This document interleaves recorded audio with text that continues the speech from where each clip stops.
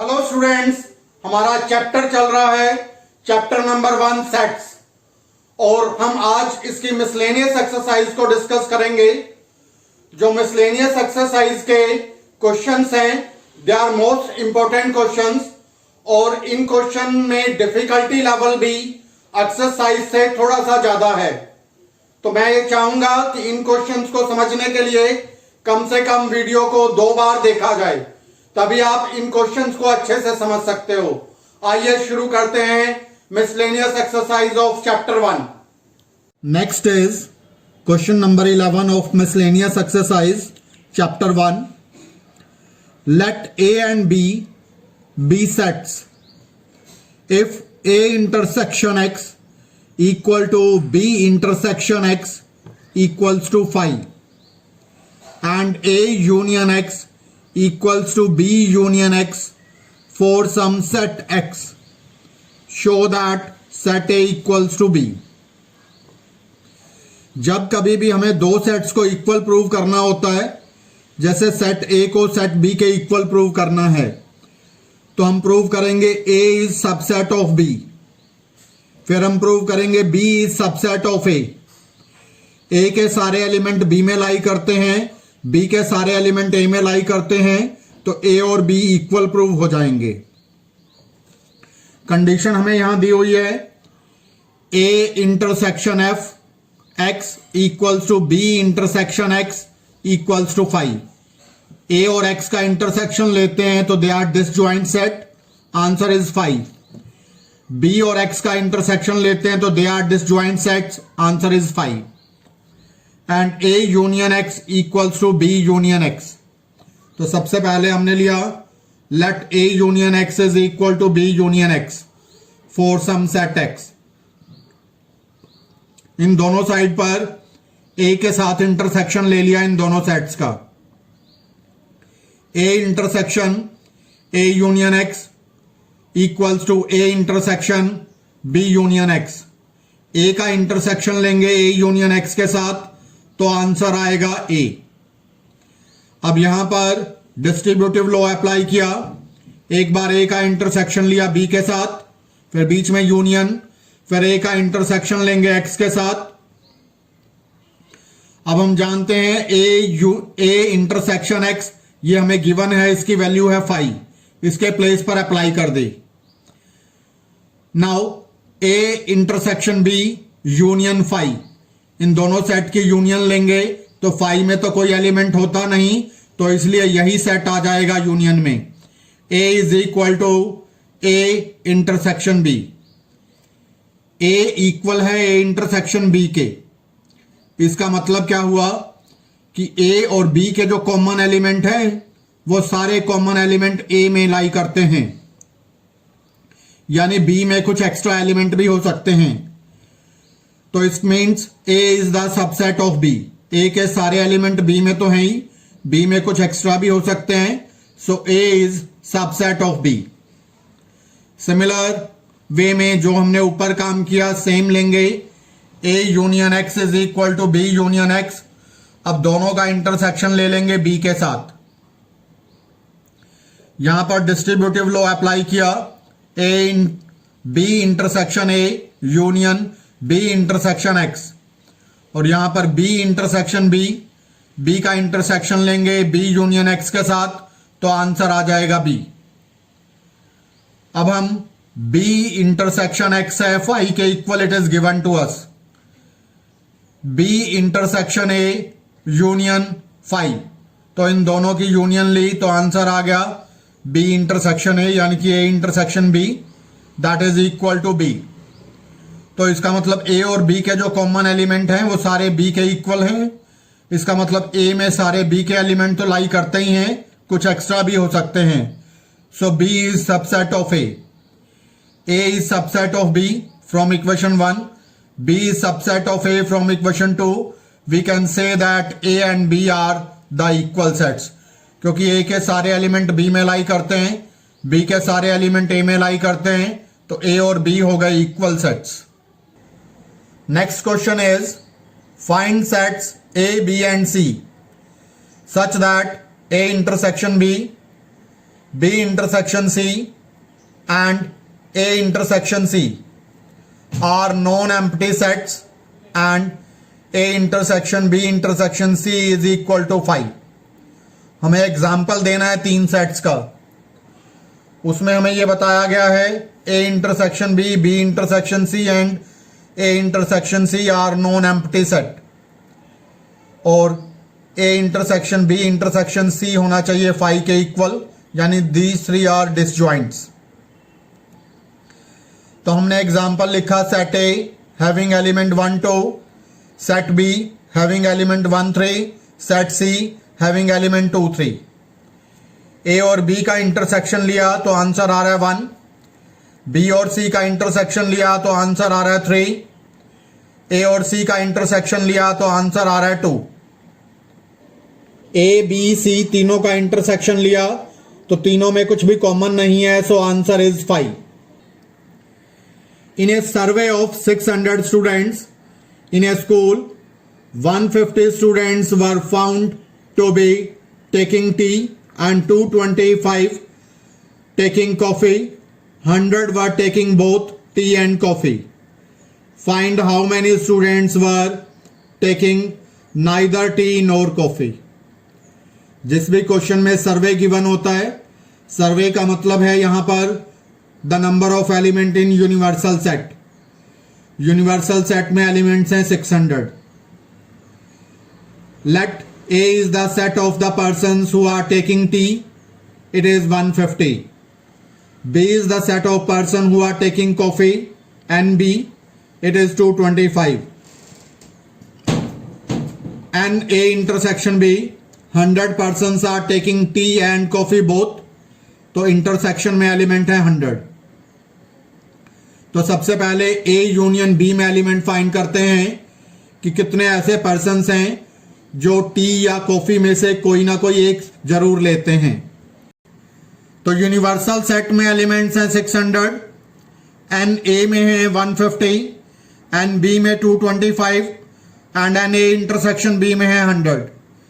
तो हमें ऐसे पर्सन्स फाइंड करने हैं who are neither taking tea nor coffee. It means n A complement intersection B complement. तो इसकी वैल्यू फाइंड करेंगे, डी मॉर्गन्स लॉ अप्लाई करेंगे. N A complement intersection B complement it is equal to n A union B पूरे का complement. Number of element in universal set minus number of element in A union B.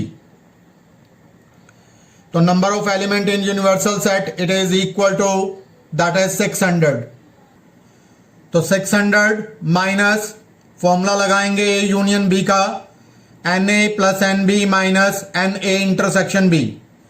Value apply की, it is 150 n A की, n B की value 225, n A intersection B की 100.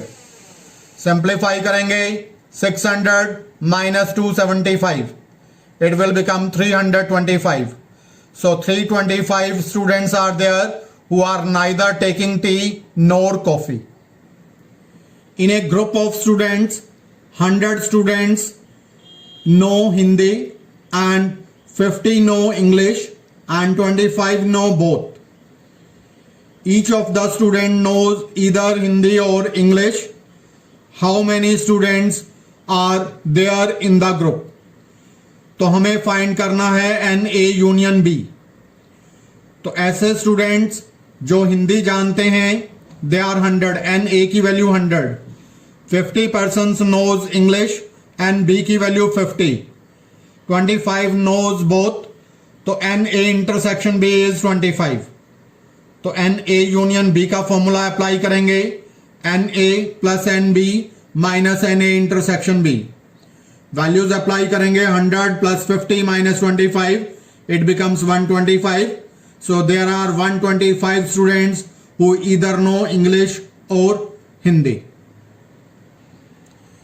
In a survey of 60 people, it was found that 25 people read newspaper H, 26 read newspaper T, and 26 read newspaper I. 9 read both H and I, and 11 read both H and T, 8 read both T and I, 3 read all the 3 newspapers. Find the number of people who read at least one of the newspaper, means the union of the 3 sets. तो हमें find करना है NH union T union I. Second part, the number of people who read exactly one newspaper.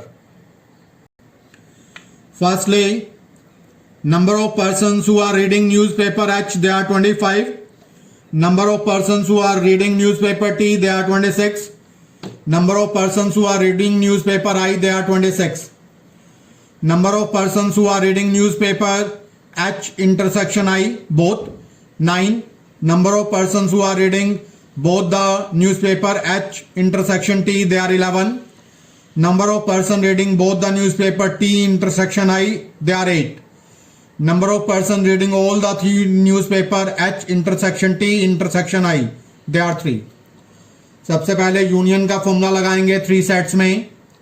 N H union T union I, it is n H plus n T plus n I minus H intersection T minus T intersection I minus H intersection I plus H intersection T intersection I. सबकी values लगाएंगे. Values हमें given है. N H की value 25, n T की value 26, n I की value 26, n H intersection T की value 9, n T intersection I की value 11, n H intersection I की value 8, n H intersection T intersection I की value 3. इन सब की values apply करेंगे तो answer will become 52. Second part में है ऐसे कितने पर्सन्स हैं जो एग्जैक्टली एक ही न्यूज़पेपर को पढ़ते हैं.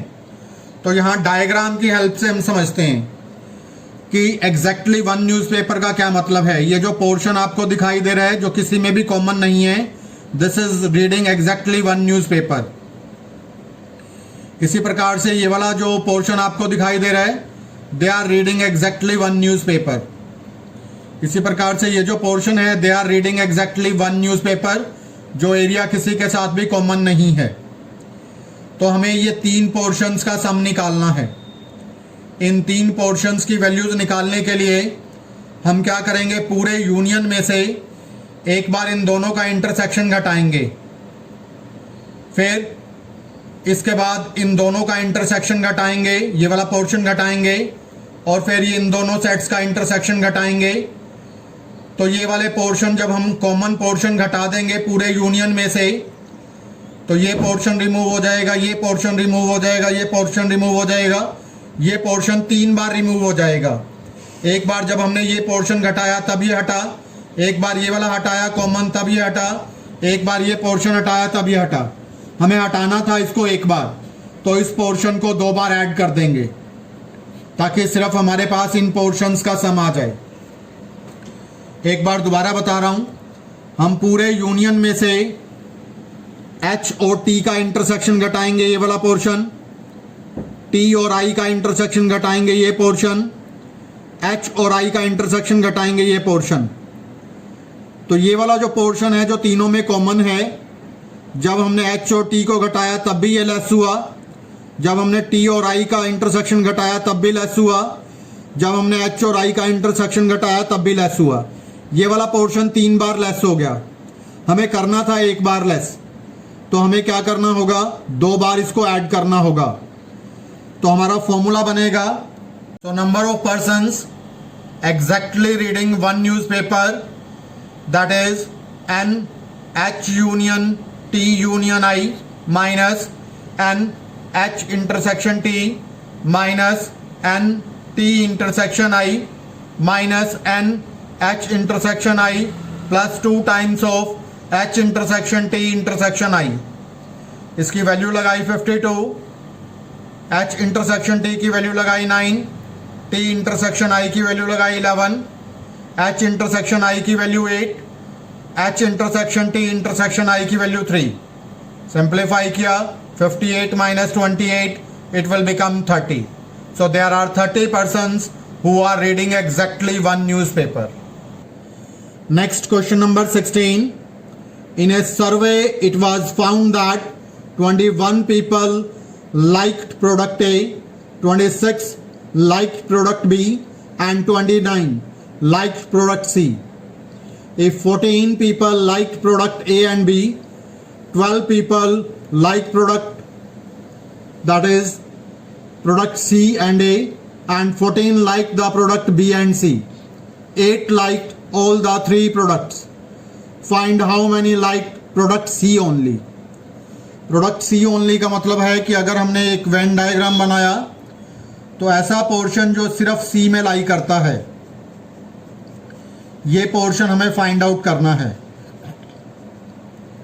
तो इस पोर्शन को फाइंड आउट करने के लिए हमें क्या करना होगा, NC में से ये जो NC का पूरा पोर्शन है उसमें से B और C का इंटरसेक्शन घटाना पड़ेगा। B और C का इंटरसेक्शन घटाएंगे तो ये पोर्शन घटेगा, और A और C का इंटरसेक्शन घटाना पड़ेगा।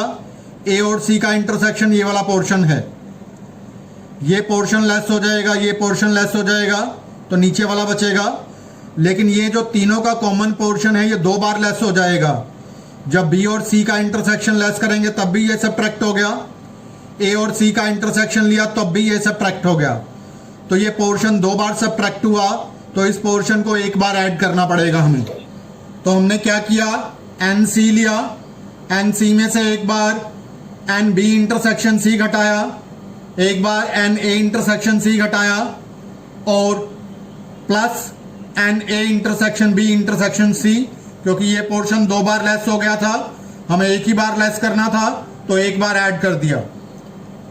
NC की वैल्यू गिवन है 29, NB इंटरसेक्शन C की वैल्यू गिवन है 14, NA इंटरसेक्शन C की वैल्यू गिवन है 12, NA intersection B intersection C की वैल्यू गिवन है 8। सिंप्लीफाई किया, 14 plus 8 37 minus 26, it is equal to 11. So there are 11 persons who are having the product C only. अगर आपको मेरी video पसंद आई तो प्लीज चैनल को सब्सक्राइब कीजिए और शेयर कीजिए। Thank you, have a good day.